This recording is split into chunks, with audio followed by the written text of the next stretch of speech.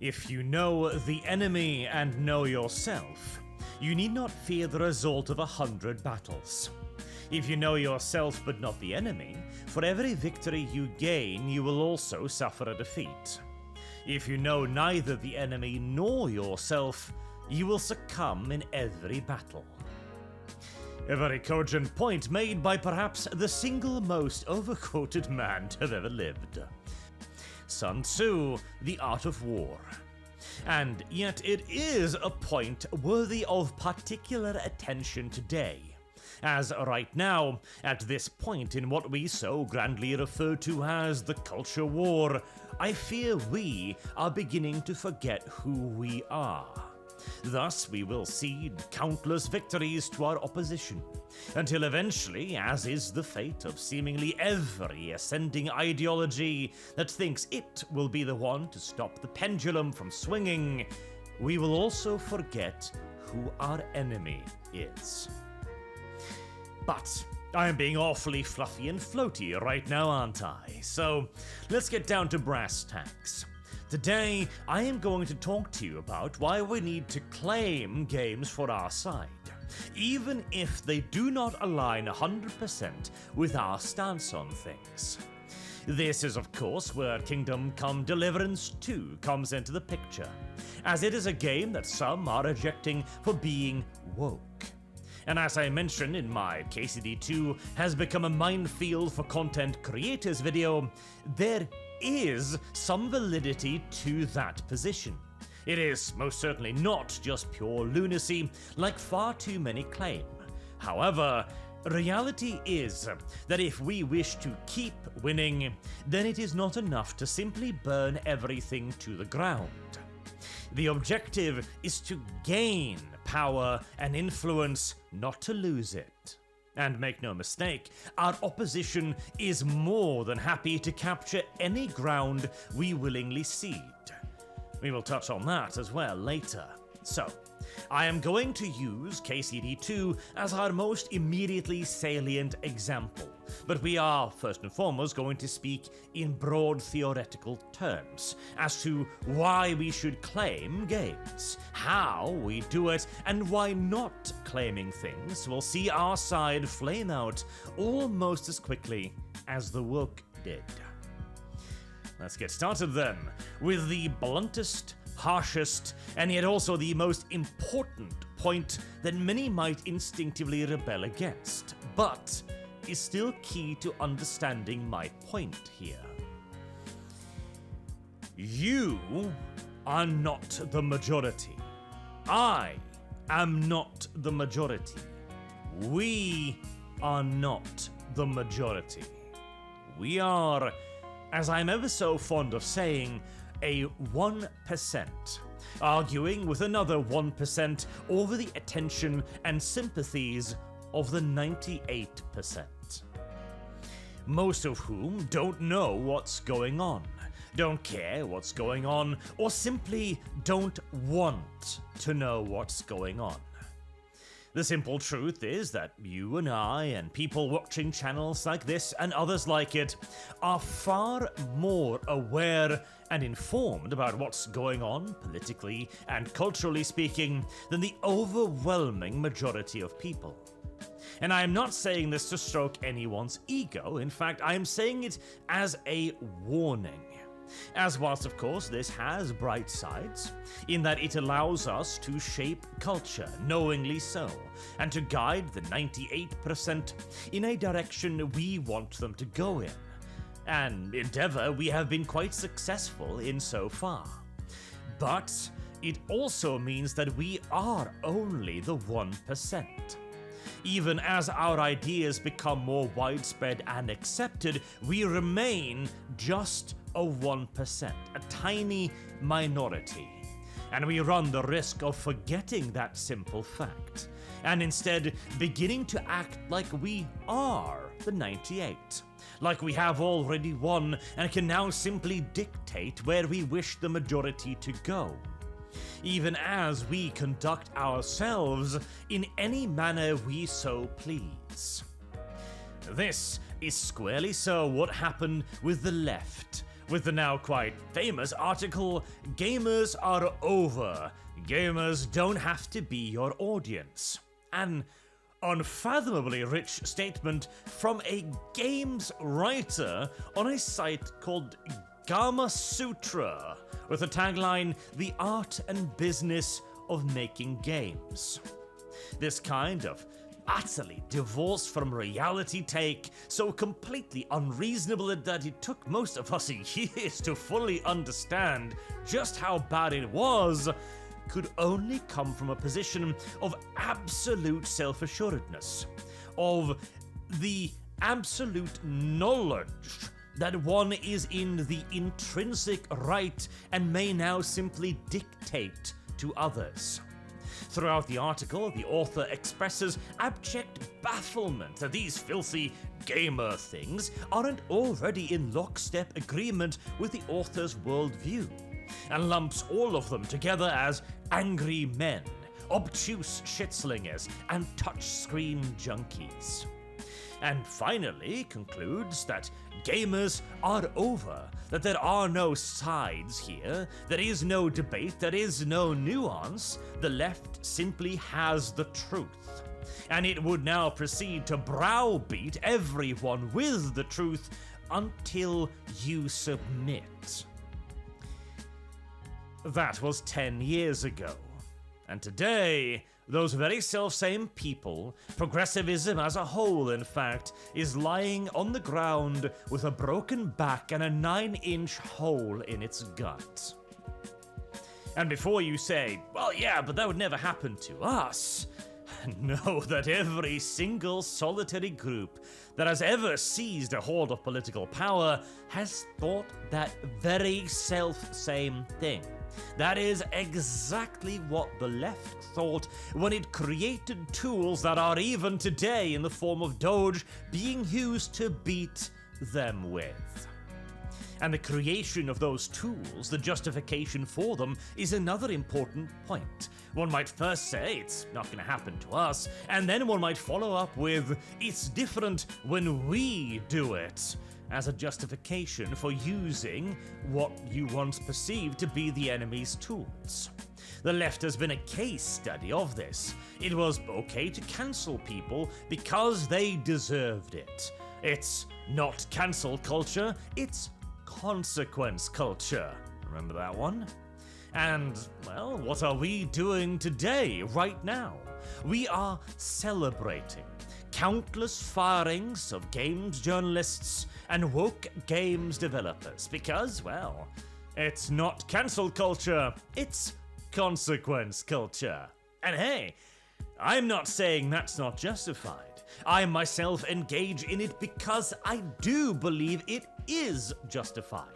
It is deserved, as the left has demonstrated time and time again that it only listens to the stick. It only obeys power, and thus the only way we can communicate to it that cancel culture is bad is by applying it full bore, no mercy, no regrets, to them. However, surely this is an argument for no mercy, right? For driving out any sign of woke wherever we see it. Perhaps, to a degree, but we must then also ask ourselves, when does justified retaliation transform into abusive malice? Well, as it just so happens, we do have a previous example of just this. See, the left did not spawn cancel culture out of thin air. It too once thought, well, they did it to us, so let's do the same in return. As way back then, it was things like the Satanic Panic, where 12,000 various accusations of satanic sacrifices, of cultist activity, etc. were lodged against various individuals and groups. And these were only the ones that we could discover later, and 0 of them were actually substantiated. And I'm sure you can imagine the damage that would have been done to someone's reputation and their social standing in the 80s if they were accused of being a Satanist. Or perhaps being called a pedophile. As we have another example with the rather meme-worthy educational short video, Boys Beware. This was a video intended to be shown at schools to warn young boys to stay away from predatory homosexuals who would convert them all to buggery. These things were, of course, early examples of cancel culture, meaning that at one point the left too had justified retaliation on their side. But of course, it's been many decades since, and the left has obviously overstepped deep into malice territory. Their side would have argued that they were the victims, and thus any action taken against their abusers was justified. In much the same way that we will look at the wokers today and go, "You took away my childhood. I am going to ruin you." Now, of course, there are different degrees to all of this, especially as we live in the information age, where cancelling someone and smearing their good name and reputation is far easier today and tends to have far more dire consequences. But at its very base, these are comparable things. And so we must ask ourselves, are we beginning to cross over into the territory of abusive malice? Well, are we? Not yet, we're not, I would say. Quite confidently so, in fact. But how can we know this for certain? Well, we can tell by whether or not we have the 98% on our side. Right now, the majority is absolutely with us. They cheer along loudly when journos and DEI games developers are fired en masse. And since the average human, simply from evolution's side, tends to be very sensitive towards shows of oppression or unfair treatment, the very fact that we have the majority with us is a clear indicator that we have not overstepped, at least not in that regard. But we can also see one point in which we have already moved a foot wrong. This is, of course, finally, where I bring up Kingdome Come Deliverance 2. This is a game that has a 92% positive score on Steam. It's sold over 1 million copies and is, by any metrics, an enormous success. Now, for the sake of argument, let's say that the developers have indeed gone woke. And right now they are working on a Kingdome Come Deliverance 3 that will make Dragon Age Veilguard look positively Alex Jonesian by comparison. Should we, with this knowledge, try to cancel KCD 2? The answer is no. Even assuming every one of our worst suppositions were true, Hans was designed by the developers to be 15, and be butt bothered till he gushed. Even assuming Musa of Mali was put in the game solely to denigrate Western culture, the answer is still no. But why is that? Surely that is kind of, goes against the whole thing about no mercy, no regrets, no regards for the woke, right? You may even well argue that this is unprincipled. Well, I would disagree. But I have taken a page out of Vorscha's playbook, yeah. My principle is to win. Principled failure is worth dog shit. Well, I'm not taking it quite that far, but Kingdome Come Deliverance 2 is a single battle in a conflict that has already lasted for 10 plus years. And will likely continue for another 10 years at least, not to mention fresh enemies on the horizon. This is very much so a strategic decision. Were we, the 1%, to attempt to cancel KCD 2, we would expend tremendous amounts of social capital, and probably to absolutely no use. By attacking something that 92% of people love, we would near certainly appear to them as Anita Sarkeesian appeared to us. A crazy woman bitching about Batman's cape being a sign of the patriarchy. It's poor ground. Exceptionally poor ground. Worse still, it is ground overlooked by our enemy, who have already moved to try to claim KCD 2 by declaring it a more diverse game. Our opposition has already staked their position, and if we were to simply throw ourselves at their battlements, then all we would do is give them ammunition. All we would do is appear ridiculous. Just like they gave us ammunition and appeared ridiculous to us at the start of Gamergate. It will allow them to show us at our weakest to the 98%. This is why it is far superior to instead stake our own claim. And the best part is, we don't even have to do anything.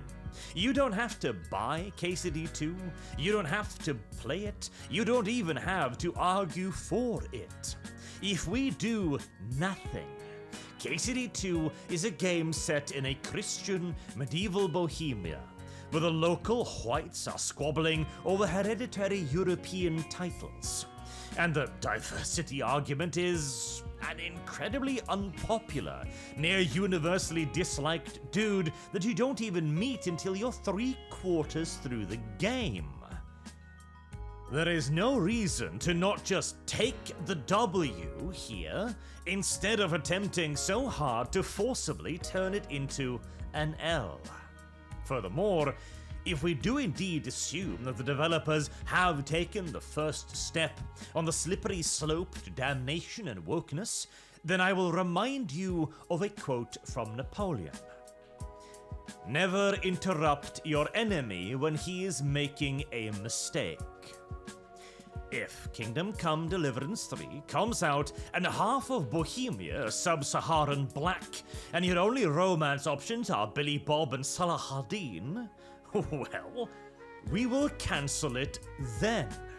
You can even climb up on a particularly high horse and declare that you saw this one coming. Can even blame it on the game's journalists that started the push for diversity in 2, and thus have far better ground to stand on if there are other games in the future with hints and suggestions of wokeness that aren't otherwise obvious. We must approach this problem as if we are still in the midst of a campaign, where we cannot afford to become overconfident, especially not in the face of the modern-day progressive left. For as much as we may mock it, the progressive movement became popular for good reasons. Firstly, it has a natural command and inclination towards defining language. The very term progressive is a positive one.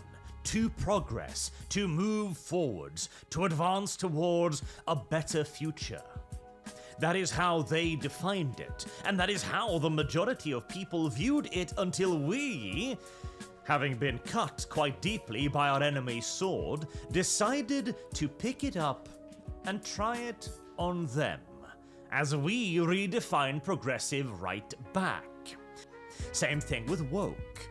Woke used to be the progressive left's word. It meant you were aware of injustice and oppression. You were awake. Until we refined that one again too. And now woke is a pejorative.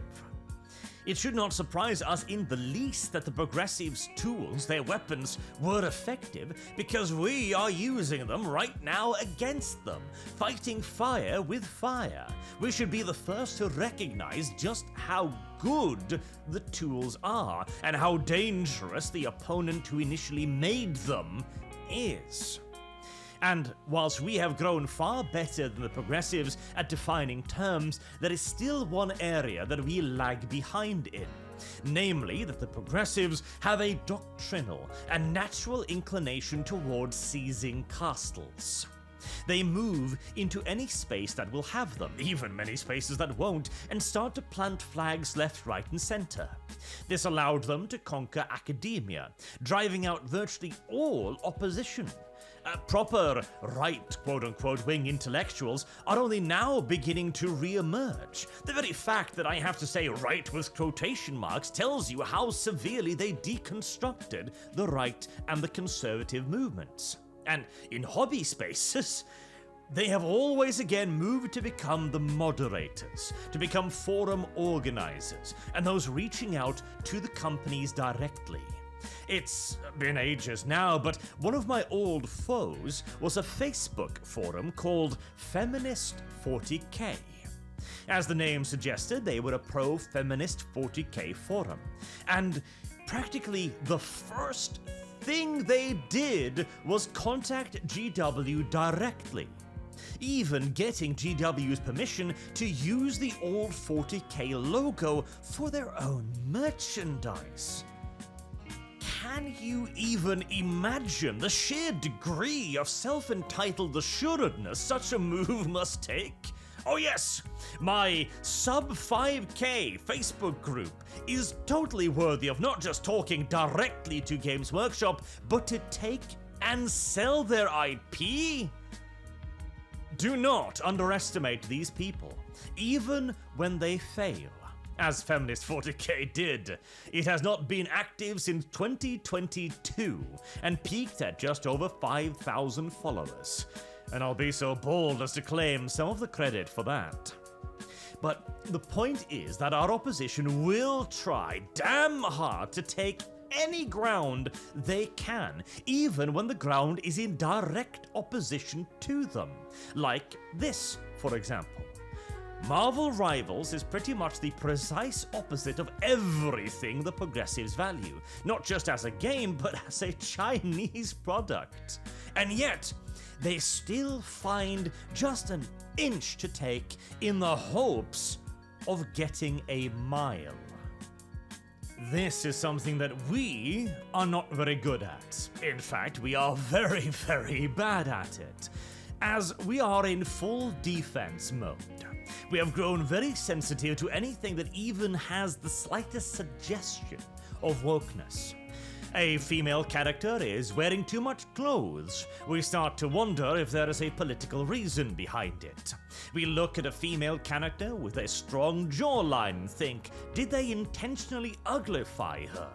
We see a black guy in a video game and we think, was he placed there for a reason or to tick a box? And in many cases, this is a justified paranoia. The war on redheads, for example, is real. It isn't just that they happen to constantly race swap redheaded characters. It is a part of a wider agenda. It's not a simple coinky-dinky-winky that Microsoft's image-generating AI decided to diversify the World War II Germans. This is an agenda. We have seen it, we have identified it, and we have corroborated it time and time again. However, there is a point when due sensitivity becomes too sensitive. Like this one that I mentioned on Twitter a while ago, where we see a rare stone toss L, because no, Half-Life 2 was not a woke video game. And trying to argue that the subversion of gaming, entertainment, and culture in general started with it all the way back in 2004 is no different than the wokeists looking at it and saying, well, actually, this is a story about colonialism, you see, with the natives, Earthlings, rising up against their colonial oppressors.